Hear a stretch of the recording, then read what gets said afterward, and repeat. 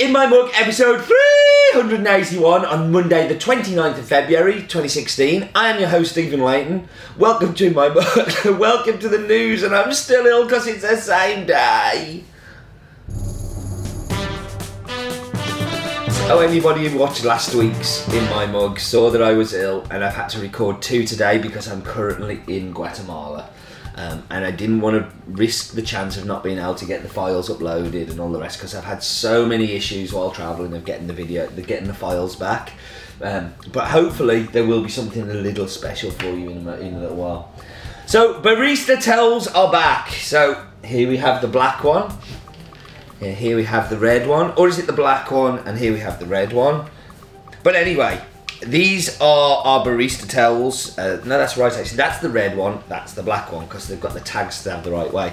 A fourth or fifth incarnation now. They've been very popular, and you should definitely go take a look at them and buy some. They are very useful for your espresso machine, cleaning your steam wand, cleaning down your side, just somewhere to put your coffee paraphernalia on. You should definitely do it. Go for it. And these are new to the site as well. They are called latte art dice. So ever want to play latte art throwdown with your friends? Well, here's the dice. So you roll it, and then you have to come up with a design to go for it. I think they're really cool. Come up with by Sonali. Sonali is our new wholesale manager, and she's like a field manager looking after all of our wholesale customers. Also competing in the Coffee Masters in London Coffee Festival. So if any of you are going along to London Coffee Festival, pop and cheer on Sonali, who's going to be competing there. But yeah, lots of fun. You should definitely buy these two. They are expensive, but they're handmade and they're very beautiful. Right, so that was Focus On. No, that wasn't Focus On. Now it's Focus On.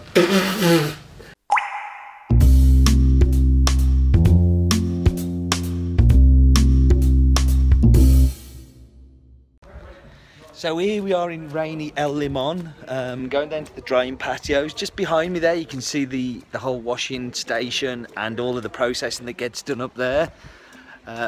Just up there we've got some accommodation where the workers can sleep while they're doing the processing. Unfortunately the rain kind of caught them out, so these lots here that are drying on the patios pretty much right off, but luckily everything else was able to be gathered up just behind there. Let's see what else I can show you. So we should go down to these other patios just down here. Don't know why I've got sunglasses on, really don't need them today. But if we look down here, this is where all of the dirty water gets reprocessed and a lot of the pulp gets sorted, which will then be put all over the plants. You can just see that down there. That down there is what they call, like, they're the floaters. They're the bad coffee that you don't really want to do anything with. They really won't spend time kind of scooping those up. Yeah, it's really not very good coffee. And these are the seconds. So these are seconds that they'll do with the naturals. Again, this is local market consumption stuff. Can't be bothered to cover it over really. And then if you just get behind, you get a better shot of that whole washing process station. A weird Focus On, but a good Focus On, I think you'll agree.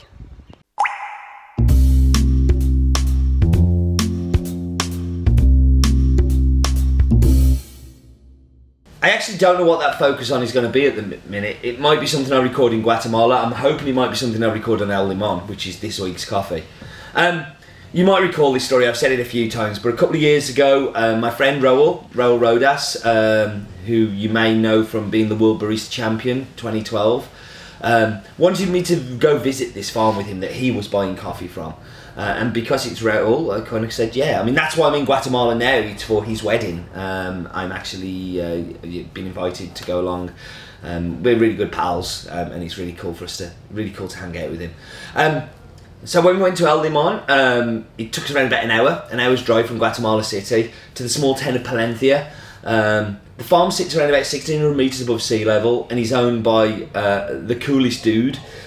He really is a dude too. It's Guadalupe Alberto Reyes, but everybody calls him Beto. Beto used to be the mayor of Palencia, and has helped kind of push the town forward and develop it. And everywhere he goes, everyone's waving at him, and he's really a bit of a celebrity around there. Palencia is not part of the 8 regions of coffee that Anna Cafe have put together, but I love that fact. I love the fact that we're in places where nobody else really is. Like, Antigua, for instance. I love Antigua, but Antigua is somewhere that there's an awful lot of coffee buyers go to. You don't see nobody at Palencia. And we found this little gem amongst all of these farms who are doing some amazing stuff. The farm produces Caturra and Bourbon, but he's experimenting with things like Pacamara. It's experimenting with Pacas. He's doing a whole heap of other stuff around the farm, and he's been doing a whole heap of new planting as well ever since we got involved. Just because he's motivated and excited by the farm again. He's done a lot of building work.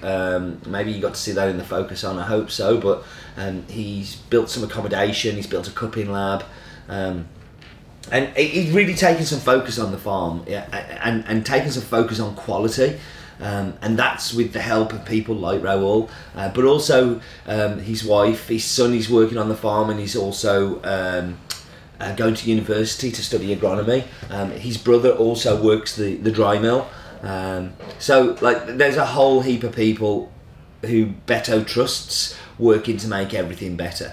And I think that dedication and that quality just shines through in the cup. It really does. The way he's been able to separate lots, have control over the quality, put them into separate pickings, separate days pickings, being able to do things like naturals that he'd never done before, and doing things like this lot. So this lot was a honey process lot, which we've talked about before. When you remove the cherry, you end up with a sticky muesli stuck to the seed. It's a bean, but it's a seed, not a bean. But you know what I mean. The coffee bean it's not a bean, but yeah. I'm arguing with myself again, aren't I? Now, it depends how much mucilage you take off to which honey it is. This one has most of the mucilage left on, which tends to make it a little bit more natural, a little bit more funky.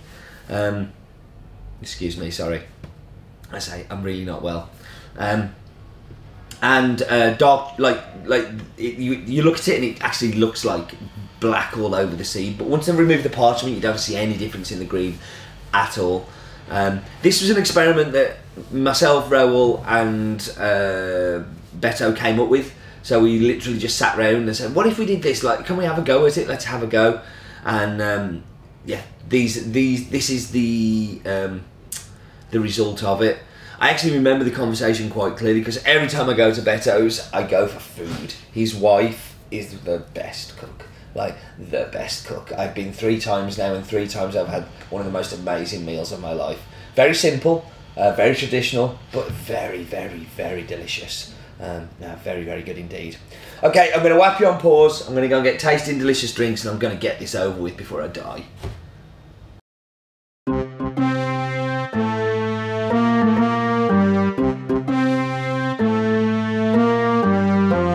So what I say now is, look at me waving, look at us go up, let's go up, up, up and away. And we're going to go up and we're going to look at, well, that was a bit different. Going to go up and we are going to go to our left. I'm not going to hold any suspense here whatsoever. We are going to Central America.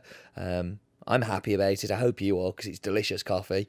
We are going to go and look at Central America. So we can see there we've got Guatemala, we've got Honduras, Nicaragua, Costa Rica, Panama. But we're interested in Guatemala there. So let's go down to Guat, and we can see that we have a fact for you. There are about 21 different original Mayan languages that are still spoken in Guatemala today. You may need that for a pub quiz at some point, or to bore a loved one. But let's go down, and this is an original area for us to be buying coffee from. It's the first time we've ever bought from here. Last year was the first time, and let's just have a quick look. So this is Beto's house. So that's looking at Palencia. You can see that in the distance, and that is the view you get from sitting at the table at his house. And I've sat there and had dinner and just loved it. So we can see the lowest point is Pacific Ocean. The highest point is Trajmulco volcano. I probably pronounced that and ripped it apart. But let's get a slightly different angle at it. So you see Guatemala City there. Guatemala City, we've talked about with El Bosque, how the urban sprawl of the city has really reached out to the very edges. You never used to be able to see Guatemala City from Palencia. Now you can. It's just crazy. That's how much that city just keeps growing and growing, and the planning laws are so lax and so open that it's eating up all of this farming land that's always been there.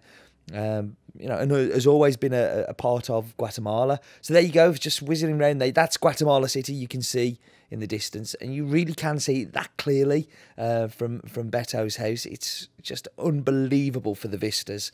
It's one of the most beautiful places I've sat and eaten amazing food. Have I mentioned Beto's amazing food? Because I keep going on about it, but he fed me twice, and the 2 times he fed me, I think he saved my life. When you're travelling and eating in restaurants and eating in terrible places, it just is having somebody there to kind of go, have some home-cooked food and looking after you and sitting on looking out at this beautiful, beautiful view. Really recharged my batteries for the second half of the trip. So there we go. We're going to come down and just look at, that's Palencia, where he was mayor. That's kind of what he did. Everybody knows him in town. As we were driving round, people were bipping their horns and waving at him. And I don't think it was in an aggressive way. I think it was in a loving way. So that was the wonderful and a little bit longer than normal map bit. Okay, maybe I wasn't. Maybe you were going to see the map bit. I really am befuddled. I really, really am befuddled. I know the map bit is great for this farm, so I hope you enjoyed that. But now it's time for Roland's Daft Fact of the Week.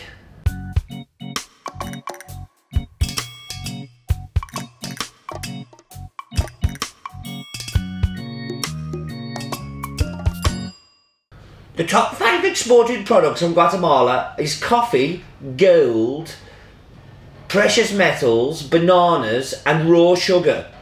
But coffee is by far the biggest.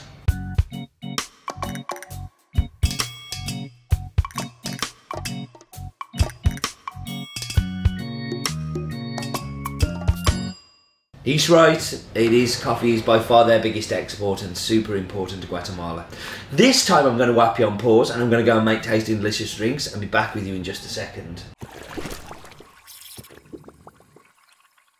So just to prove I am waiting on hand and foot here at Has Been, we have a delivery of my coffee. I really don't pop off and go and fetch the coffee. Say hello to the nice people, Chris. Hello, nice people. That's Chris who does all of the emails, so whenever you email in and you get a nice person, that's him. If you get past to me, you've been naughty. Anyway, into the coffee. Yeah, no, Chris is awesome. Chris used to be shop manager of Shrewsbury Coffee House, one of our coffee shops that we supply in Shrewsbury, funnily enough, and it is amazing. So.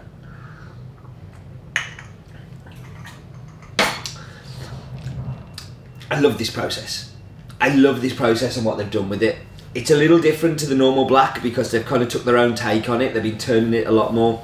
And I think what you get is this beautiful sweetness and creaminess and cleanness colliding with this like boozy kind of cherry, funky fruit kind of coming together, and it just works really well.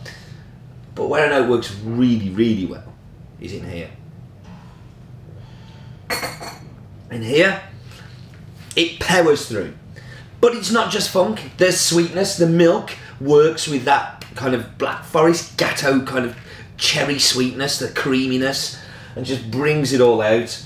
That is delicious. As ill as I am, and milk at the minute really is not what I want to do. I do this for you people.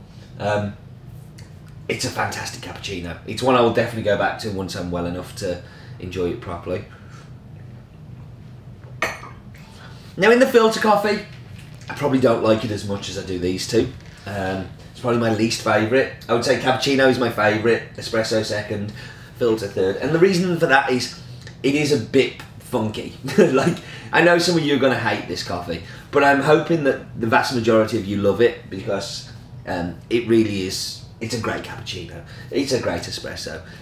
It's good brewed coffee, it's just not my bag. So, anyway, time to wrap up. Thank you for joining me as always. Do remember, don't eat dodgy food from dodgy takeaways on a Tuesday night in Birmingham, and life is too short for bad coffee.